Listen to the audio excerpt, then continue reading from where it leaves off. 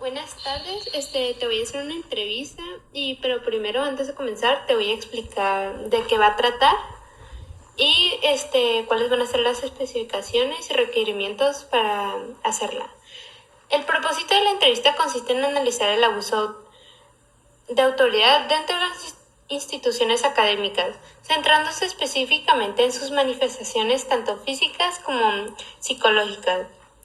En esta entrevista se busca obtener la perspectiva del entrevistado a través de las experiencias presentadas o vividas, con el fin de profundizar en la comprensión de este tipo de violencia junto con sus causas y consecuencias.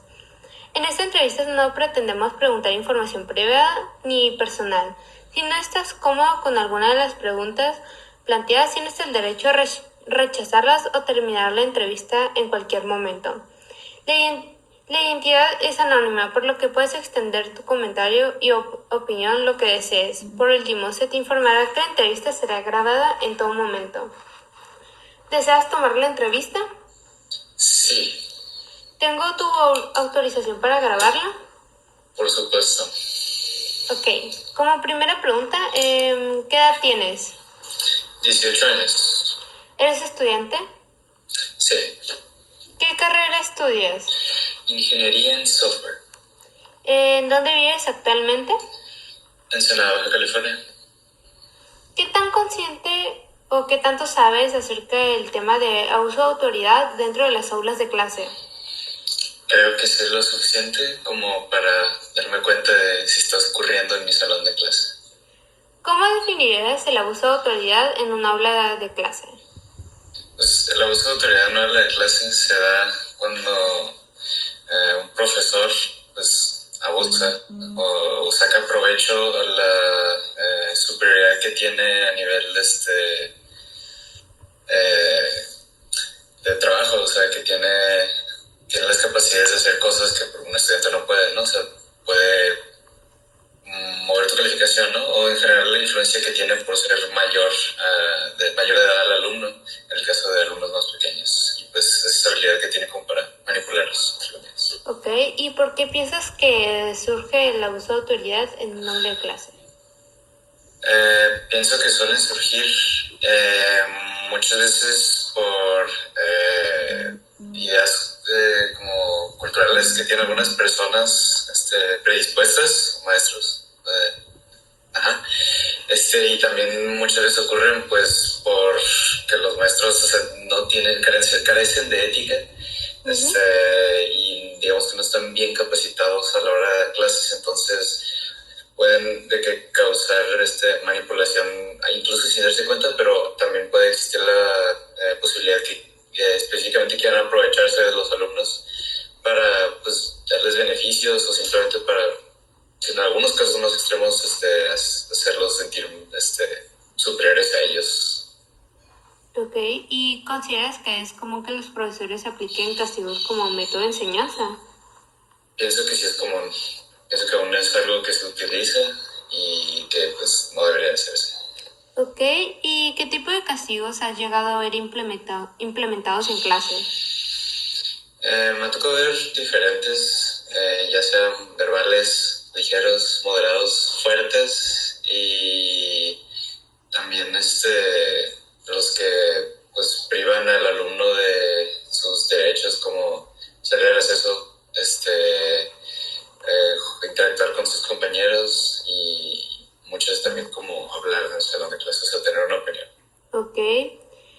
¿Cuáles crees que son las consecuencias de este tipo de abusos de autoridad?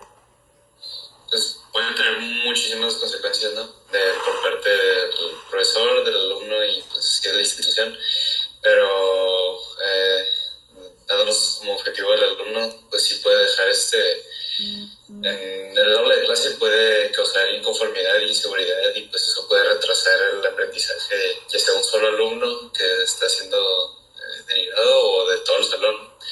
También puede causar pues quizá traumas incluso si llega a ocurrir desde muy pequeño o ya en una edad pues, más grande, pues así, pues inconformidad más que nada. ¿Cuál es tu opinión respecto al abuso por parte de este tipo de profesores? Pues evidentemente estoy totalmente en desacuerdo, porque realmente una buena educación no debería de necesitar abuso. Ok. ¿Y por qué crees que estas conductas se dan en docentes? Pienso que hay como dos razones principales, ¿no? Bueno, tres, podría decirlo. Bueno, sé que una es, como ya he mencionado, por predisposición a las ideas que tienen, o sea, de la cultura que tienen las personas, de que sus padres les enseñaron así, o sea, de manera, pues, quizá no abusiva, pero en algunos casos muy agresiva. Entonces, pueden, digamos que sin darse cuenta, replicarla a los alumnos y también está la otra que es como para, pues hay unos que prefieren como evitar el problema de alumnos que son digamos que más laboriosos, o sea, que tienen, o sea, son más complejos de tratar y usan estos métodos como para facilitarse el trabajo, aunque claramente no es la forma de hacerlo y sí se podría, aunque sí es complicado, pero sí se podría hacerlo mediante otros métodos más sanos y eficaces. Ok. ¿Has sido testigo de algún caso de abuso de autoridad en tu escuela? En la que estoy actualmente no, pero sí me ha tocado ver cómo segregan a compañeros por razones de que el profesor digamos que lo tratase mal o le llama la atención varias veces, más que nada como en secundaria, pero ojo, solía ocurrir mucho. ¿Qué nivel académico consideras que es más vulnerable a recibir hostigamiento por parte de algún docente? Si fuese uno en específico, probablemente sería primaria, más o menos, porque pues, son más pequeños, pero o sea, yo pienso que es simplemente como mientras más pequeños sean, más, digamos que hay como facilidad para aplicar autoridad, porque pues los niños a veces no saben. Entonces sí ocurre también en edades mayores de preparatoria y universidad, pero es más complicado que en mi consideración que de secundaria para abajo.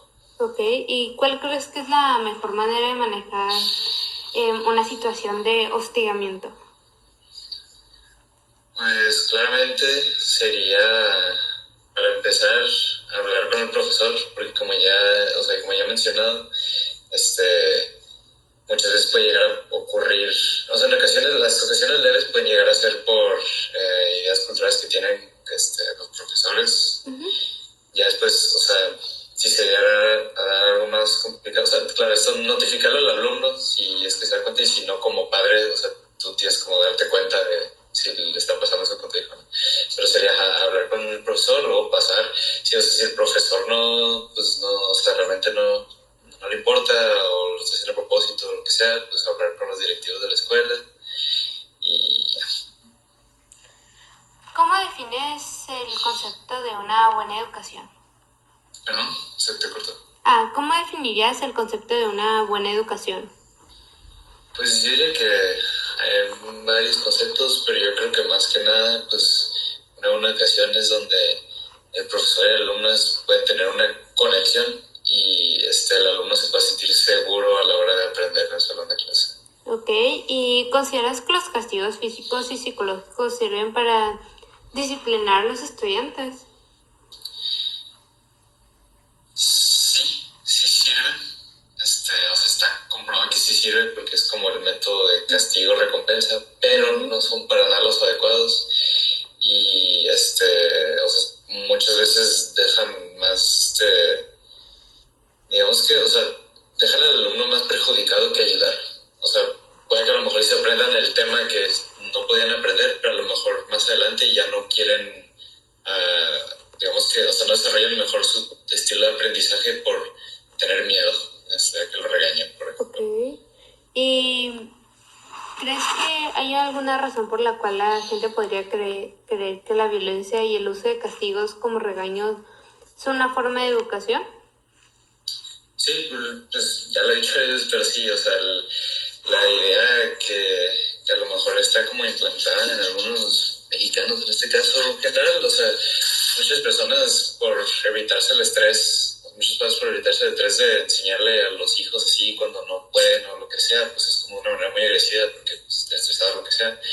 y pues a lo mejor muchos docentes pasaron por eso, o simplemente ellos están estresándose con los alumnos, entonces recurren a ese método de aprendizaje que pues no debe ser, ¿no? Ok. ¿Y te ha llegado a afectar o molestar de alguna manera? No tanto, porque siento que, o sea, por lo menos en la institución donde estoy estudiando, sí se toma mucho en cuenta ese tipo pues, de situaciones. Uh-huh. Pero, o sea, en cualquier momento, en un instante que note que hay algún tipo de situación así o con algún compañero, pues lo primero sería hablar con el profesor. O sea, es como actuar rápido, porque, o sea, si no, los profesores se acostumbran y, pues, como el punto sería no dejarse, pues, Ok, básicamente. ¿y tú crees que hay alguna normalización en México de estos castigos? Castigos, en el sentido Ya de que sean castigos violentos o de como tipo humillación o de regaños así como ya pasándose de la raya. pues, o sea, no estoy 100% seguro, pero me imagino que sí. O sea, quiero creer que sí, porque, o sea, si no, o sea, si no estuviese regulado de esa manera, sería 1000 veces más común. Ok, Y no lo es tanto. y pues ¿a qué crees que se deba? Que esté regulado. O sea, que hayan... No, que hay una normalización por parte de Ah, la sociedad. pues porque, o sea, para empezar, lo obvio, ¿no? Es algo incorrecto que no se debe hacer, que no es ético y que es menos eficiente para los alumnos. Y pues, o sea, eso se entiende, ¿no? Pero normalmente ese tipo de reglas están puestas porque ya ocurrió antes. O sea, sé que antes, pues una o dos generaciones arriba, así era como educaban a los niños. O sea, Ok. no. ¿Consideras que es importante la formación psicológica de los docentes? Claro que sí. O sea, pues está de la mano con saber llevar o sea, cómo tratar a los niños, ¿no? Uh-huh. Y también, o sea, si no estás preparado psicológicamente por tanto estrés, porque pues sí, la verdad, un salón de clase genera estrés por el profesor muchas veces. Si no estás preparado para eso, pues no estás preparado para el trabajo, básicamente. O sea, no Ok. para el puesto. Entonces, desde tu experiencia, ¿crees que los directores de las escuelas toman en cuenta la formación psicológica de los docentes que contratan? Pienso que, o sea, que la mayoría de los casos sí, pero hay excepciones porque, pues, o sea, a mí me ha tocado ver pues, más, cuando éramos chicos, básicamente, que había escasez de profesores. Por cosas del gobierno, pues no pagan a los maestros, a las escuelas, entonces había escasez de profesores. Entonces, o sea, muchas veces, pues siento que los directivos quizás se preocupen más por tener a alguien ahí, que haya en clases y que la Uh-huh. gente no haga caos, que pues evaluarlo psicológicamente, pero eso ya es, o sea, o sea, pienso que sí, o sea, sí lo toman en cuenta, pero pues es que esas situaciones ya están como fuera de mano de ellos, o sea, fuera de sus manos. Ok, ¿y tú crees que la formación psicológica puede ser ignorada por muchos directores? Pues como digo, es algo que se puede dar y pues me gustaría creer que no pasa, pero me imagino que sí, pues a lo mejor directores que pues, o sea, se preocupen, o sea, que no se preocupen tanto por su trabajo, sino más por su paga, pues sí, simplemente traten de hacer que todo esté estable y ya. O sea, no consideran tener como el mejor, pues la mejor educación para los alumnos. Ok, ¿y crees que los docentes reciben suficiente capacitación sobre cómo tratar a los estudiantes con respeto? Considero que no, o sea, bien, creo que, o sea, en base a mis conocimientos, o sea, creo saber que hay, o sea, muchos profesores solo se les aplica como tipo examen psicopedagógico y ya con eso es como su pase para decir, no, sí está bien, estás apto para el trabajo, pero, bueno, no se considera tanto, o sea, se ve más su currículum que como tal como una evaluación, por así decirlo, de sus conocimientos. Y pues creo que muchos sí no están, o sea, muchos profesores, o sea, son profesores porque saben de un tema, pero no son profesores porque estudiaron para ser profesores. Okay. Entonces, muchas veces la situación de que pues no encajan y ocurren esas situaciones. ¿Y consideras que los profesores, al no tener esta formación, afectarán tu propia formación o el de otra persona? Totalmente, o sea, cualquier persona puede saber mucho sobre un tema, pero no cualquier persona puede o sea, compartir los conocimientos. O sea, es complicado hacerlo, la verdad. O sea, sí tiene que ser una persona muy pues, elocuente e inteligente para compartir los conocimientos de una manera efectiva. Ok, y a grandes rasgos, ¿cómo eran tus directores en tus escuelas? Pues los más recientes que he tenido, pues sí son muy atentos y siempre están al tanto de cómo los profesores te tratan, pero que yo recuerde así de directores de cuando está en secundaria y primaria. No sé si es por mi falta de conciencia como niño, pero no eran, la verdad no eran muy presentes. O sea, veías a un director pues, o sea, era muy raro. O sea, yo por lo menos como niño nunca me fijaba que hicieran o quisieran hacer algo por las escuelas. No sé si están medio chafas, básicamente. Ok. Y de lo que tú observabas, ¿cómo los directores reaccionaban ante problemáticas escolares? Como digo, los actuales siempre reaccionan al primer instante, o sea, siempre están al tanto de las situaciones que se dan en las salas de clase y pues en la comunidad estudiantil en general. Pero, bueno, pues la verdad siento que sí he visto como buena recepción de los directores, mi estudiantil más reciente. Ok. Pero pues como digo, las anteriores sí están un poco rezagados. O sea, el director llegaba a hacer sus cosas director y ya no hacía nada más. O sea, si habían problemas era más ambigua la situación. ¿Y eso era en primaria, secundaria o prepa? Primaria y secundaria. Ok. Prepa de universidad, buenos directores. Ok. ¿Y consideras que los estudiantes evitan denunciar algún abuso de autoridad? Pienso que o sea, no lo evitan por no querer hacerlo nomás. O sea, si llegan a querer evitarlo es porque tienen miedo. Porque, pues, o sea, a fin de cuentas son sus superiores. Y, o sea, sé que si llegan a dar casos donde, pues, o sea, tienen miedo de que, pues, en el caso del maestro, pues, le baje la calificación, lo repruebe, le agarre cizaña, pues, lo trate mal y cosas así, ¿no? Entonces sí hay como un limitante de... Ok, ¿y consideras que los estudiantes tienen suficiente poder como para denunciar algún tipo de abuso de autoridad? Deberían si lo tienen, según yo sí, pero no están como, o sea, no digas a la escuela y te dicen, mira, o sea, nunca me ha tocado que me digan de que, sí, o sea, nunca me han, jamás en mi estudio jamás me han dicho algo tipo, en el caso de que hay algún tipo de abuso, haz esto, ¿no? Jamás. O sea, yo nunca me informaron, por así decirlo. O sea, pienso que sí hay maneras de cómo, pero si realmente, o sea, si tú no estás como bien preparado y tienes miedo, es mucho más complicado. Ok, y en términos generales, ¿crees que los directores encubren ciertos abusos de autoridad de algunos profesores que se llegan a dar en alguna escuela? ¿Quieres saber? Yo no.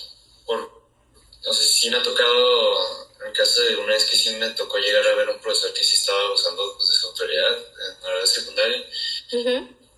Sí, o sea, fue expulsado inmediatamente, básicamente. O sea, no, sí, o sea, quizás a lo mejor sí puedan como no sacarlo tan a la luz, porque obviamente mancha la reputación de la escuela, pero, o sea, sí tratan de hacer algo, porque, pues, o sea, no está bien, ¿no? Porque mucha gente se queja también. Ok, y desde tu perspectiva, ¿se está tomando acciones apropiadas para erradicar el abuso de autoridad en México? No sabría responder eso, o sea, no estoy informado sobre eso. Ok, y en tu opinión, ¿qué acciones consideras que ayudarían a disminuir el abuso escolar? Pues ahí sí sería, probablemente lo estoy haciendo, pero como digo, no estoy notificado, pero sería como una pregunta anterior, creo que me habías hecho, de que implementar como pues, o sea, ¿cómo se dice? Pues educación, o sea, digo, en el caso de que o sea, un profesor que, o sea, lo quieran contratar porque es el mejor profesor de cierta materia, pero a lo mejor no está,